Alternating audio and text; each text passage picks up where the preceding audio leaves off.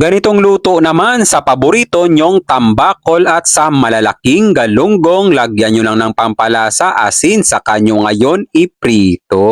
Ang masarap sa tambakol, sinugba. Yan din ang paborito ko guys. Samahan natin ng ampalaya, talong, saka okra at maraming alugbati. Magisa natin ng sibuyas bawang, maglagay tayo ng bagoong alamang, pangpaalat, bagoong isda. Gisahin natin ng maigi, ilagay yung mga gulay, kalahating litrong tubig, saka natin pakukuluan sa loob ng 5 minuto. Yung ganyang pagkaprito at ganyang pagkasugba, napakasarap talaga niyan. Pagkalipas ng 5 minuto, ilagay natin yung dahon ng alugbati. Bibigyan ko na lang to ng mga 2 minuto. Luto na yung pinakamasarap na inabraw na lulutuin mo. Syempre, ang kapares, inihaw na tambakol, saka pritong malalaking galunggong. Siguradong 1 hektaryang kanin talaga ang mauubos ng buong pamilya mo. Kung mapadaan man sa'yo to, wala ng plano-plano, magluto ka na rin ito.